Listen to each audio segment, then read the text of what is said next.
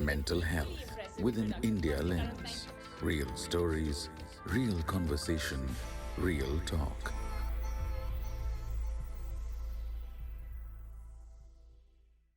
Hi, everyone, and welcome to another episode of the Health Collective Talks.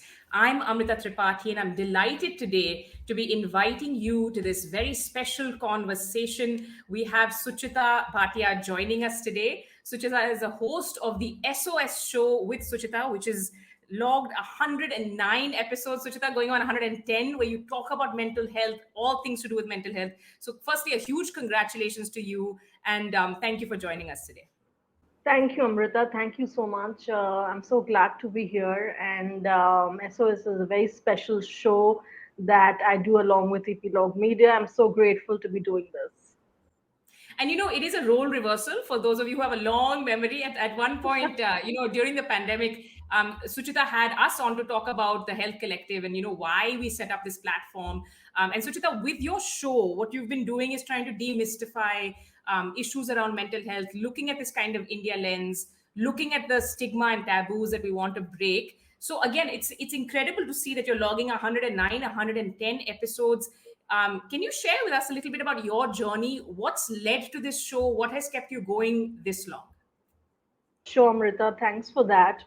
Actually, I got into the journey of understanding the mental health ecosystem way back. That was in the year 2008, 2009. When we faced a very unusual situation in the family back in Delhi. And we did not know at that point what to do. And that's when I sort of started connecting with a lot of people in the mental health ecosystem. I got to know a whole bunch of people that were working in the mental health space, and they were so they just sort of welcomed me and guided me through those emotional times of how to handle that situation. And after that, I became friends with a lot of people who were battling their own mental health issues or issues of their family members. And there were a lot of NGOs that were running in Delhi around that time. And I happened to connect with all of them. And that's where I met Shubha, I met Jilmil, I met Reshma, Namrata, a whole lot of people. And as we became friends, these people came to support me. I realized that it was important to tell their stories, that what they were going through, and that's where, without no funds, I went around making these short documentary films that are going to get finally published on an Indian platform in May. And it was around in 2019 when I had published the rough version of these films on LinkedIn. I got spotted by Abhijit, who is the founder of VP Log, and he told me that, would you like to do a mental health podcast? And I was like, yes, I would sort of love to do it. And that's how I sort of took charge of the creativity of the podcast, designing it, and now it's got pretty much a whole lot of people who have been trying to solve the mental health problem. Who There are a lot of lived in stories of people, real stories sharing of what they've gone through, battling various kinds of mental health conditions. So I'm so grateful, and you are part of, one of the stories. Health Collective is part of it, and of course, and a whole lot of people. There's Vijay running bipolar, and then bipolar India, and then a whole lot of other people who have become a part of it. So You have charted the trajectory, as you've been saying, of the mental health ecosystem in India in many ways. And thank you for sharing your story, part of your journey, and what led you to this. A huge congratulations on the documentary films. Can you tell us a little bit about them? What can people expect to see in May, these many years later? yeah, so we actually finished shooting it in 2019, but finally we are releasing in 2023 because there are funding issues. So there are little 3-minute documentaries of 4 women who are battling various mental health conditions. Like there is Shubha, she has lived through bipolar. She shares her story of why she had bipolar, also a kind of situation that she faced at workplace. I also invited her to be part of the SOS Show, where she has given a detailed encounter of her life living with bipolar. I have Jilmil, how she faced depression during her marriage. Then there's Namrata, who talks about schizophrenia, which her mom has, and what she went through and how they battle every day. And then there's Ankita, who, she has been living with bipolar. At that point, she was 16. Now she must be like 18 years old. And she talks about why it's important to talk mental health in school. So I hope that these films get received well in India, and we are really looking forward to them releasing here. And we look forward to when it's released and cheering you on, of course. Let me ask you a little bit, Suchita. The real core to everything you're doing revolves around real stories, real people, and trying to expand these conversations, right? I want to ask you a little bit of the stories behind some of your episodes, and what are some of the stories that have really stayed with you? Of course, not to put you on the spot, because 110 is a lot, but are there any, maybe there are themes, stories, or chapters that really stay with you from somewhere in your own journey as a host? Yeah, so there are a lot of personal stories of people who have shared. Like it begins with Reshma's story on schizophrenia. And if you know Reshma Valiappan, if you ever met her, she is this whole lot of enthusiastic, charged up person, who will just charge the room, and she just battles it out every day living with schizophrenia. And you do not know, you will never realize she actually has schizophrenia. So getting her on the episode, and and they have been so supportive, because I have constantly asked them, if you would like to share your story with me, podcast, also film them. And they are all out there to share their story, so they can create some kind of inspiration and some kind of revolution, to remove the stigma and to sort of change the mental health ecosystem. There is the story of Vijay Nalawala, who runs Bipolar India, which is again very amazing. Bipolar is still very rarely understood. A lot of these mental health conditions, surprisingly, when I did the podcast, I realized that we do not particularly truly understand when it comes to critical mental health conditions like bipolar, like schizophrenia. Very surprising part about schizophrenia is, I did a very recent episode with Siddharth Bhaskar, who is an economist. He works in the Jindal University, and he lives with schizophrenia. And he's a thinker. And I asked him that, do you think the research is lagging? And he says, yes, the research is lagging even after 100 plus years since the first time we discovered schizophrenia. So why living in a world when we have everything on our fingertips, we're not able to decipher where is the problem?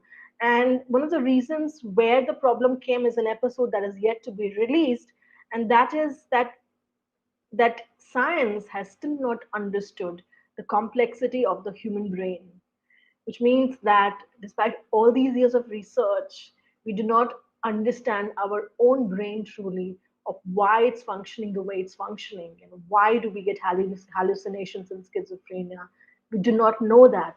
And the worst part is that the medication of schizophrenia is on a very trial and error basis, which means that it can work for you and it cannot work for you also. With some conditions, we're seeing a lot more conversations, and certainly the folks you've mentioned have been so critical in also creating communities of care, creating peer support groups, making it okay story by story to share that these are conditions that people live with. And that's something with the Health Collective we've also tried to say, that one of the overarching messages is that you're not alone whatever you're going through. And you were sharing earlier that your journey started back in '08, and we're sitting here in 2023. What is some of the progress you've seen? What do you think has changed in terms of stigma? And we might be, of course, again talking about sort of privileged urban India, but you've seen a huge swathe of this yourself. So what are some of the changes that you'd like to share? I think back in 2008, 2009, it was something that was, and I come from a family that's highly educated. So the understanding of mental health condition was not there. And I think there was a whole lack of support when it came to even talking to your near family members, because there was no understanding, like what is this, like why, where is it coming from, uh, why us, and how did it suddenly appear out of nowhere.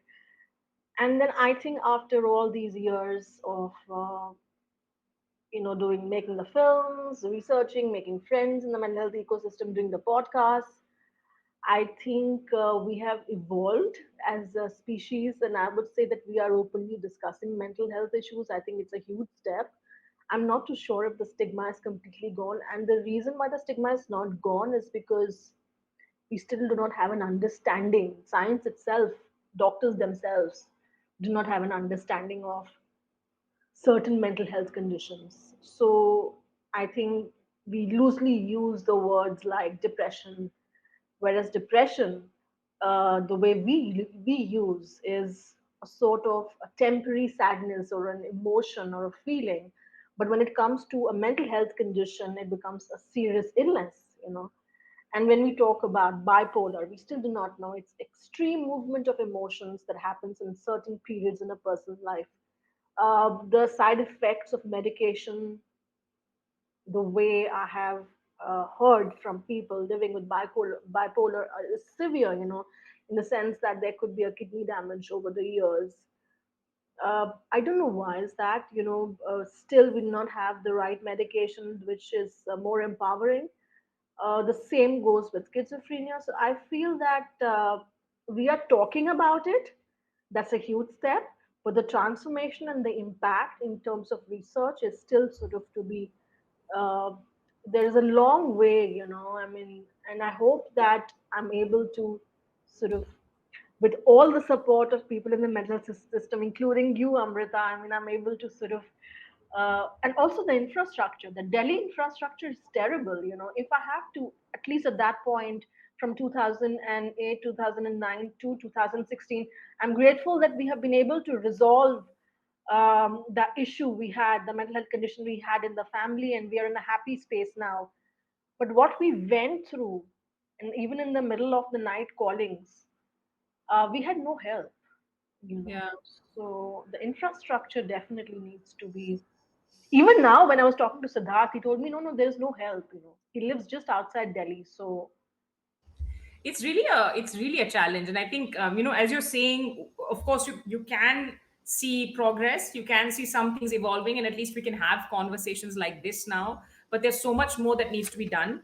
I will ask you two more questions, Suchita. One is in terms of like a myth or misconception you would like anyone watching to drop. It's 2023. This is one myth or misconception about mental health that you think we should be done with. I'd love to hear that, and then I'll ask you a final question. so I think one of the myth is that mental health condition is something which needs to be taken with lot of fear, or something that you can't talk about. With all my understanding, all the podcasts, the films, the people I know, I think it is just like any other condition, perhaps a diabetes, or a blood pressure, where you need to take the medication and you are going to be fine to be able to live your life. Now, of course, that varies from person to person, but it is not something that we need to be scared to talk about or put it out there. It is nothing to be feared. It is something that we need to understand slightly more to be able to embrace it.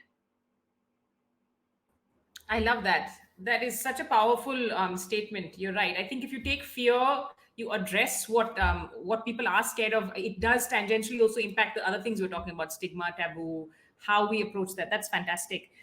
For final words for now, Suchita, I'm really hoping we chat again very soon. But is So there anything you've heard from your audience that gives you that hit of validation or keeps you going? And alternatively, the converse to that, do you have a message for your audience now that you're 109, 110 episodes in to your show? We'll leave that for you as a final words.